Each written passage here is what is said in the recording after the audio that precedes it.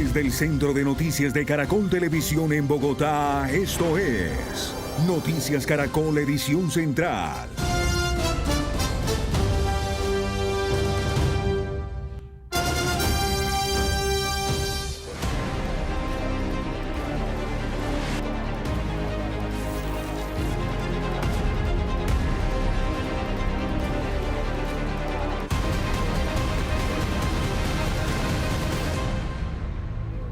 Buenas noches y bienvenidos a la edición central de Noticias Caracol.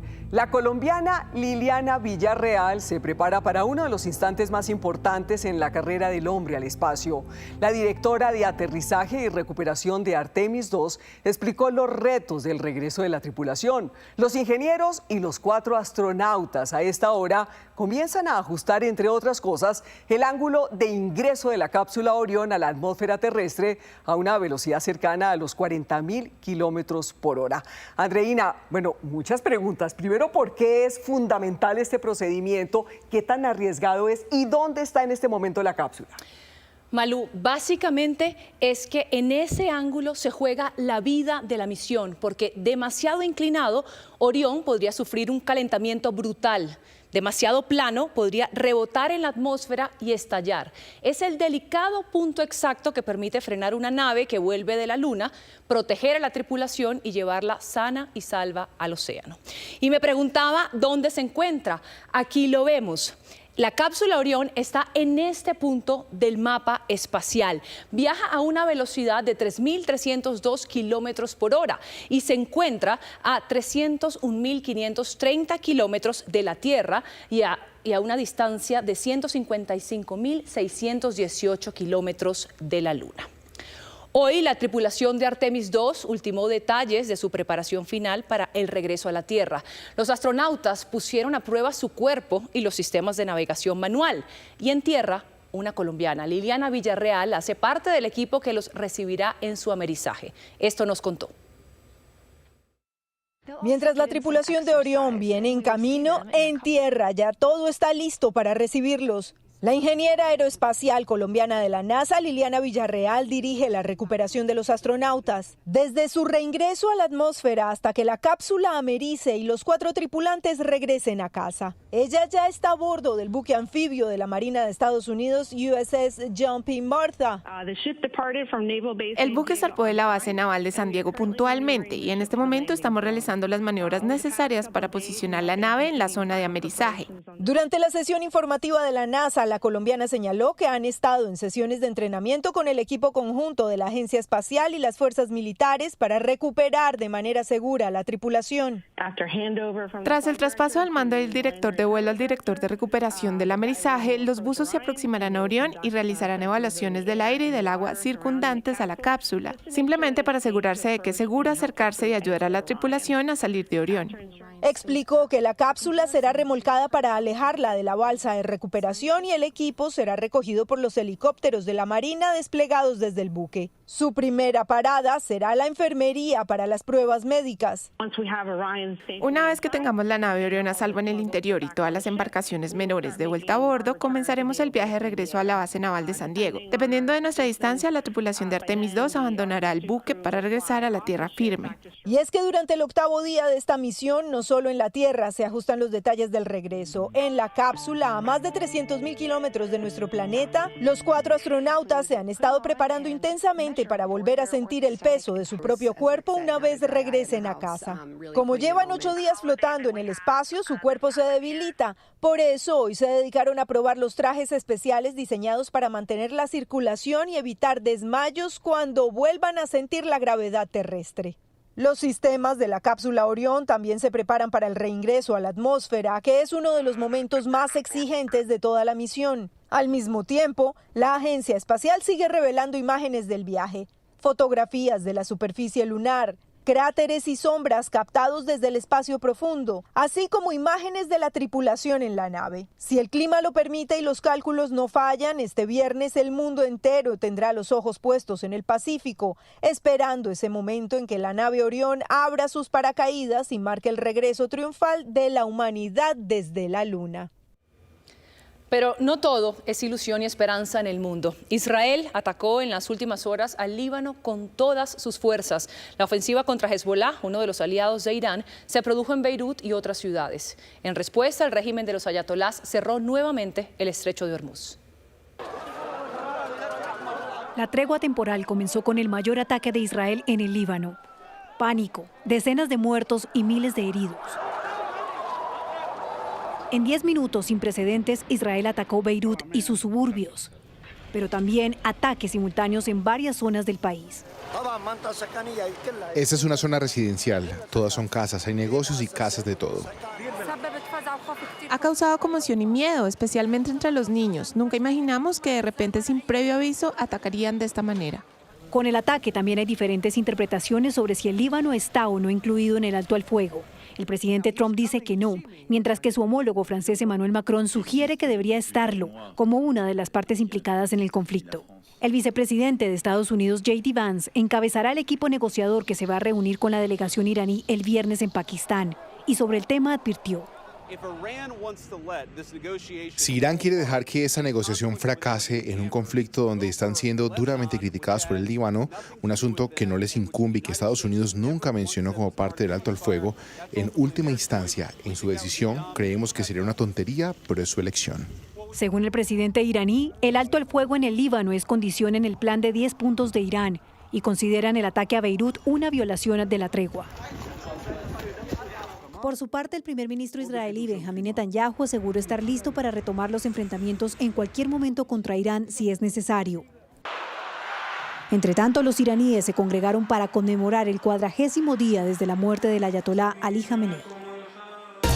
Lo último en Noticias Caracol. Mucha atención, a esta hora hay graves enfrentamientos entre la policía y un grupo de taxistas en el aeropuerto El Dorado. Stephanie Valencia, ¿qué es lo que está pasando? Malú, buenas noches. La situación se salió de control en el momento en el que un demo de la policía lanzó gases lacrimógenos en las salidas internacionales del Aeropuerto Internacional El Dorado, donde se encontraba el grupo de taxistas en su manifestación. Los conductores comenzaron su protesta en la calle 26 en horas de la tarde y se desplazaron hasta el Aeropuerto Internacional El Dorado, bloqueando el carril exclusivo en donde se ubican los taxistas para recibir a todos los pasajeros que llegan de vuelos nacionales e internacionales. Estas imágenes es de lo que ocurre en este momento allí en el aeropuerto. Como ven ustedes, el momento en el que la policía comenzó a lanzar los gases lacrimógenos y se dan enfrentamientos entre los conductores manifestantes y la policía antidisturbios, quienes han empleado incluso bastones también y han empleado algunos de los elementos de movilidad que se encontraban allí ubicados en el punto en donde se estaba realizando la protesta. En este momento las manifestaciones se mantienen, el enfrentamiento también entre policías y los manifestantes también ya está tránsito y algunos gestores de movilidad tratando de gestionar el tráfico que se registra a esta hora, largas filas y afectaciones a los pasajeros y a los viajeros que se desplazan hacia el aeropuerto El Dorado. En este momento, protestas de los taxistas precisamente contra las plataformas de transporte y vehículos de placa blanca en Bogotá. Lo que pasa, las imágenes que están viendo, lo que pasa en este momento en el aeropuerto El Dorado aquí en Bogotá. Y la calificadora Standard & Poor's le volvió a reducir la calificación crediticia a Colombia. ¿Cuáles son sus razones? Laura Rojas nos tiene todos los detalles. Malú, efectivamente, Colombia pierde terreno a nivel internacional. Standard & Poor's pues baja esa calificación crediticia. Antes estaba en BB, ahora está en BB negativo con perspectiva estable. Lo que quiere decir es que más adelante pues se revisaría cómo va a quedar esta calificación. En cuanto a las principales razones de la rebaja crediticia, lo hemos visto últimamente, un déficit alto de 5,6% del PIB, más deuda pública del 66% del PIB, una inflación que de momento no cede y algunas otras razones. También se debe a una política fiscal inestable, dificultad de la aprobación de reformas tributarias, incluso también lo conocimos en la última alocución del presidente Gustavo Petro, donde dice que se va a erradicar una ley de financiamiento, reforma tributaria, Entonces esto también estaría dentro de esas principales razones de una dificultad sobre esa aprobación de reformas tributarias. Esperemos qué podría pasar en el futuro de esa ley de financiamiento. Ahora hablemos sobre los efectos para el país.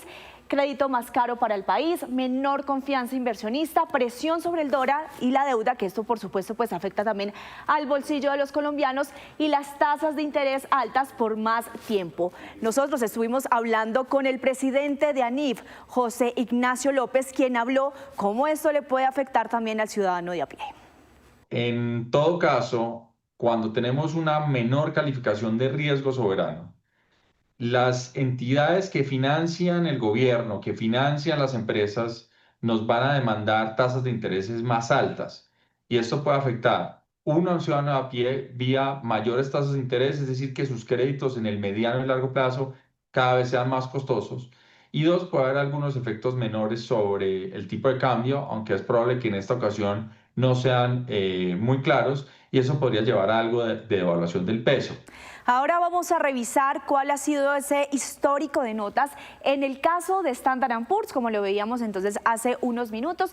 En 2021 también pues bajó esa calificación, en este caso pierde el grado de inversión, fue en la época de la pandemia. En 2025 también la pierde por deterioro fiscal, bajó pues esa calificación y ahora pues nos trae a la actualidad en 2026 que lo hace por desequilibrios fiscales, como lo veíamos entonces hace unos minutos. Otra de las calificadoras también importantes, en este caso Fitch Ratings, que la ha bajado en 2 oportunidades en 2021, ustedes lo ven en pantalla, tiene que ver también con la pandemia, porque Colombia pierde el grado de inversión, baja a BB+, por un deterioro fiscal tras la pandemia, y en 2025 por déficit fiscales persistentes, aumento de la deuda, también está dentro de las mismas razones de la anterior calificación.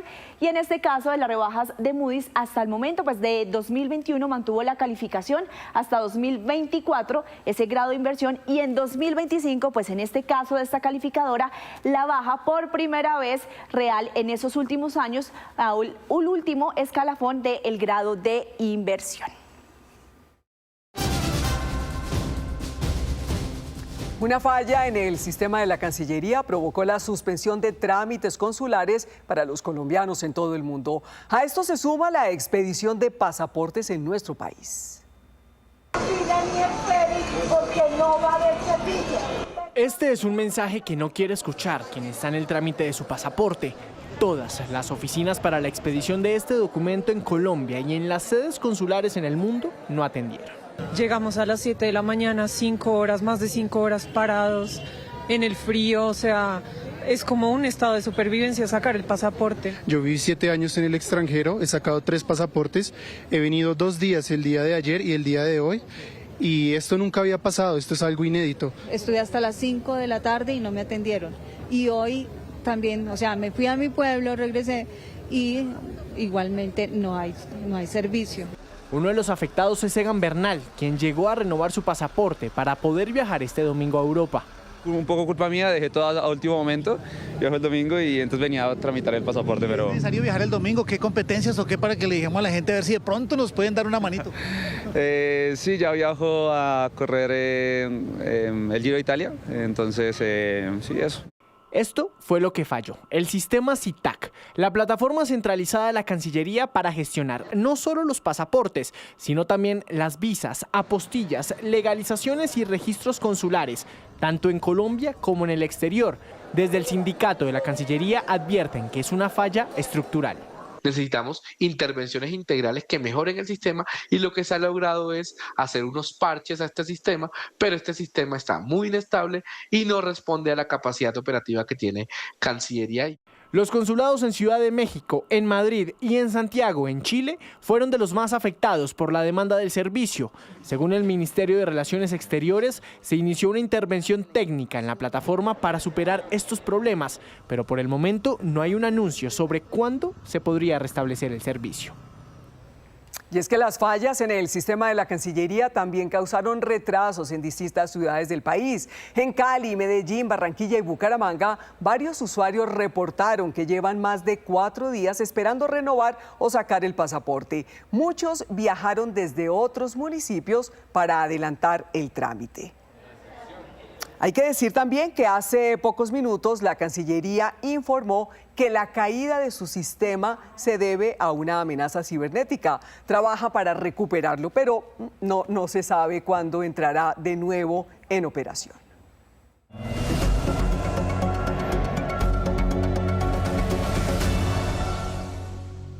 Y a las 7:18 activamos el radar de la política. Hoy hubo reuniones trascendentales de los partidos políticos para definir sus apoyos a la presidencia. Alejandra, ¿cuáles son las apuestas de los partidos hoy? Hola, Malú, muy buenas noches. Ayer hablamos de la reunión de los liberales y el turno hoy es para el partido de la U.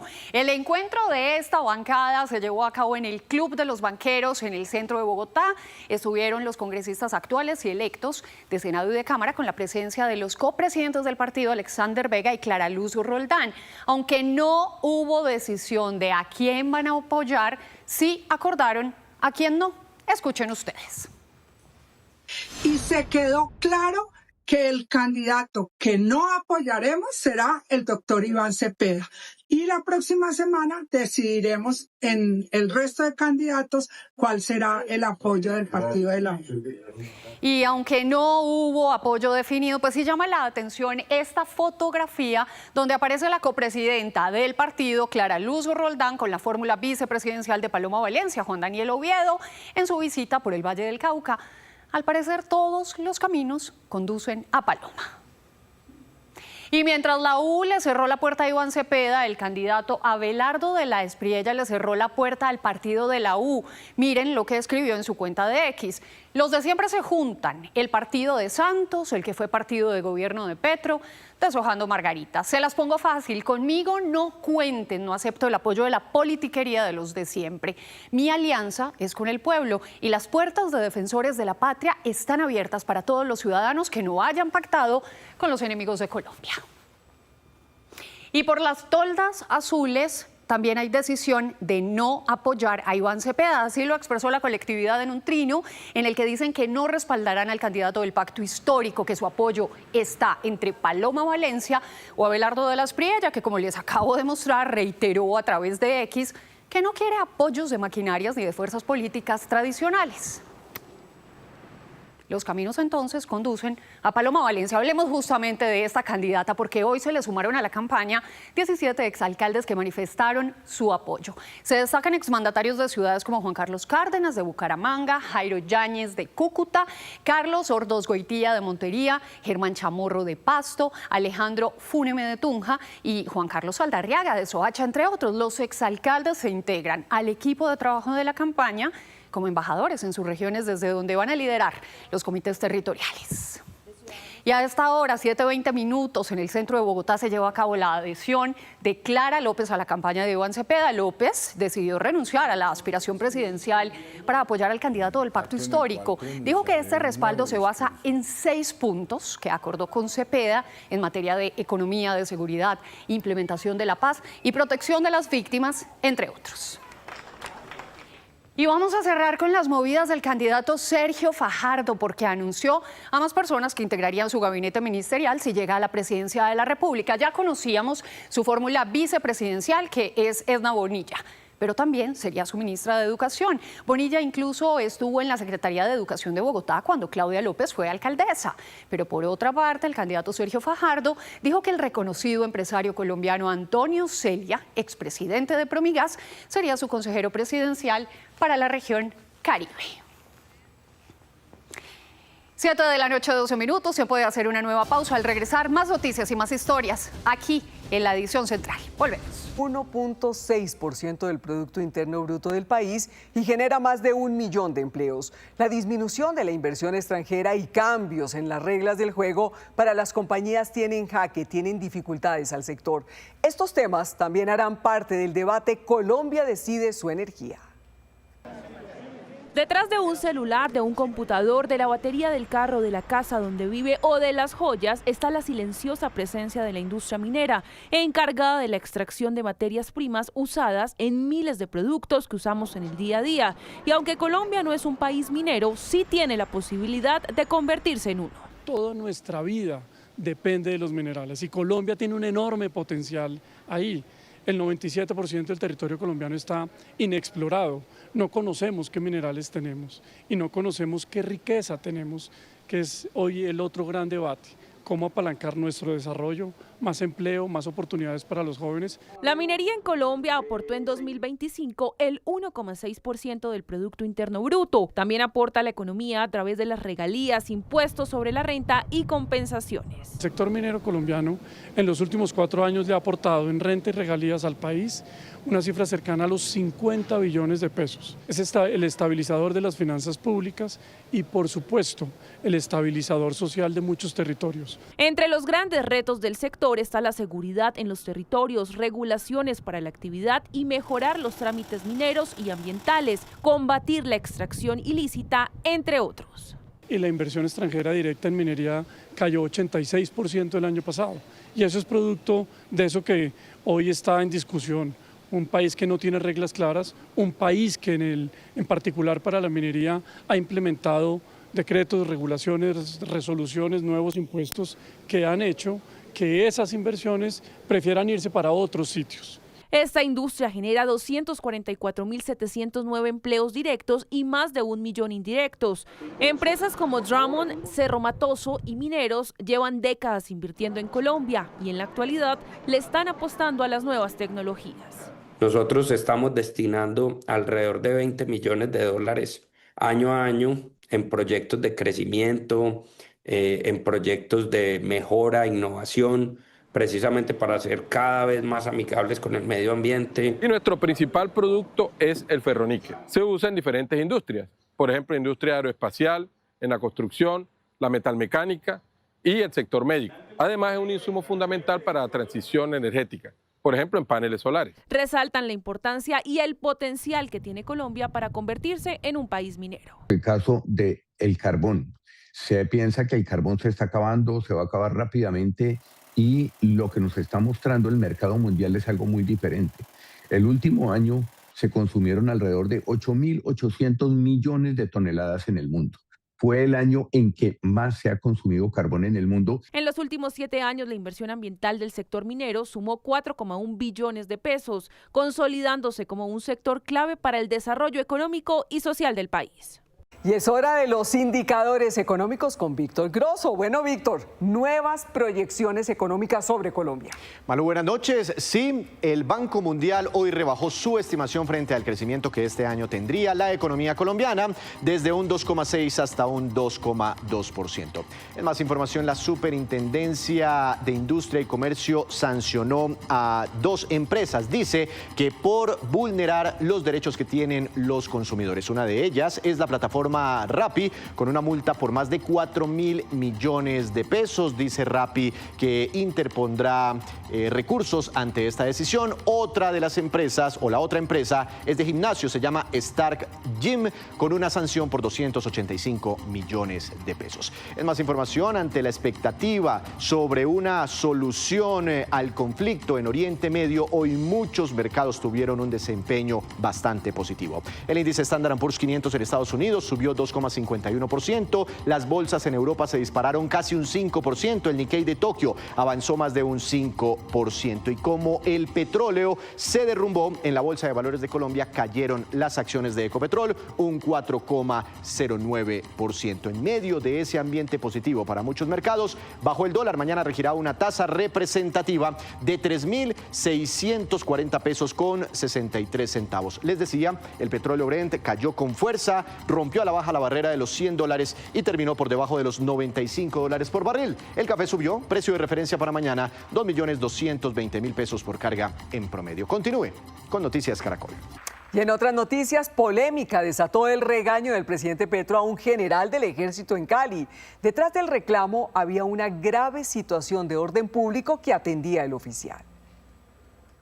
El presidente hablaba de presunta complicidad de uniformados en la minería ilegal, una de las fuentes de financiación de los grupos ilegales, así como del sicariato, cuando increpó al comandante de la 3ª Brigada del Ejército en Cali, presente en el público. Y el sicariato es, sí, general, pero usted me tiene que escuchar, ¿me entiende?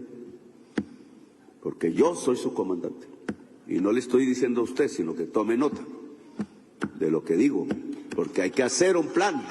Se trata del general Juan Oduber Rendón. La gobernadora del Valle, Dilian Francisca Toro, explicó en Blue Radio que él se encontraba atendiendo una grave emergencia por un atentado terrorista con 15 granadas a sus tropas y defendió al oficial y su gestión en el Valle del Cauca. Los atacó 15 drones, ahí salió herido un soldado que se le incrustó una esquirla en la zona lumbar y precisamente en el día de ayer estaban evacuando el soldado. Mire, general Rendón, tengo que dar las mejores referencias, él ha sido fundamental para poder que el ejército vaya recuperando el control territorial de Jamundí. El ataque fue de las disidencias en el corregimiento Ampudia, en Jamundí. Fuentes militares aseguran que no suficiente con el ataque múltiple con drones, las tropas fueron hostigadas, lo que impedía la evacuación helicoportada de 2 heridos, un capitán y un soldado. En medio de esa emergencia, el general revisaba su reloj digital por llamadas y mensajes que recibía y en ese momento se dio el llamado de atención del presidente. Hasta las 11 de la noche de ese día pudieron sacar a los uniformados heridos. Ya a esta hora regresamos con los enfrentamientos entre la policía y un grupo de taxistas en El Dorado. Juan Andrés Beltrán, hay problemas en la operación aérea y por supuesto me imagino que hay congestión camino al aeropuerto. Buenas noches. Mire, primero les voy a mostrar la situación en este momento frente a la entrada 5 llegadas internacionales, donde los taxistas permanecen bloqueando uno de los carriles de transporte público y allí interviene la policía antidisturbios. Frente al tránsito hay que decir que fluye con normalidad en este momento la avenida 26, sin embargo, la única restricción que está en este momento en el aeropuerto se las vamos a mostrar y es que está completamente cerrado, es decir, solamente pueden acceder quienes tengan el tiquete de abordar o la comunidad aeroportuaria que tenga permiso. El acceso está siendo restringido para las personas que vienen en este momento, sin embargo, la operación del aeropuerto sigue con normalidad. Juan Andrés, buenas noches y gracias. Terminan las noticias, ya viene a otro nivel. Esto es Noticias Caracol. Primero la gente. Buenas noches.